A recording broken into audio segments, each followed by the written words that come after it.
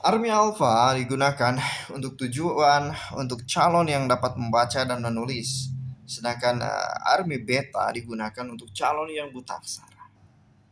Pada masa itu, John B. Watson, seorang tokoh aliran perilaku atau behaviorisme, kebetulan juga ditugaskan sebagai perwira angkatan bersenjata Amerika dan ia mengembangkan tes motorik dan pengamatan atau perceptual and motoric test untuk mencari pilot yang potensial.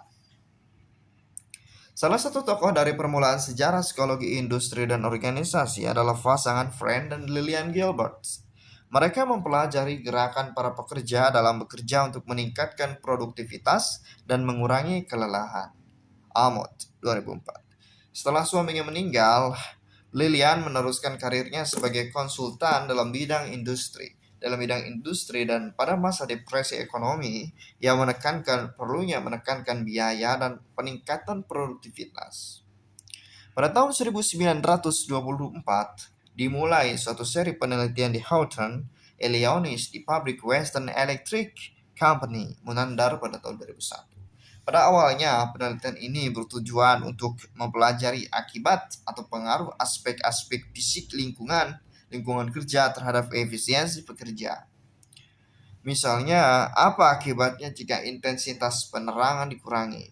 Apakah suhu dan kelembaban suhu udara akan mempengaruhi produksi? Apa pengaruh jam istirahat terhadap pekerja? Hasil yang mengejutkan dari kajian ini adalah bahwa ternyata aspek-aspek fisik seperti intensitas penerangan, suhu dan kelembaban udara tidak memengaruhi tingkat efisiensi pekerja. Faktor-faktor lain mempengaruhi dan penelitian ini membuktikan bahwa perilaku pekerja yang sangat kompleks dan hubungan interpersonal antar manajer dan pekerja memainkan peranan penting pada perilaku pekerja. Hasil yang nyata dari penelitian ini adalah bahwa pekerja mengubah perilakunya dan menjadi lebih produktif karena mereka sadar sedang dipelajari dan mendapatkan perhatian dari manajernya. Hamod pada tahun 2004. Sejarah psikologi industri dan organisasi berlanjut hingga terjadinya Perang Dunia Kedua. Selama Perang Dunia Kedua, bidang pelatihan dan pengembangan menjadi perhatian utama. Kekurangan tenaga kerja terampil menyebabkan perusahaan harus meningkatkan pelatihan dan perusahaan. Pada masa ini berkembang pula ke AGCT, Army General Classification Test, yang digunakan untuk mengklasifikasikan tentara pada tugas-tugas militer. Pada tahun 1960-an, penerapan psikologi di bidang penjualan mulai berkembang dengan pesat, menandar pada tahun 2011. Perilaku manusia sebagai konsumen diteliti dan kebiasaan membeli serta proses pengambilan keputusan untuk membeli dikaji dan dicarikan aturan-aturan umumnya.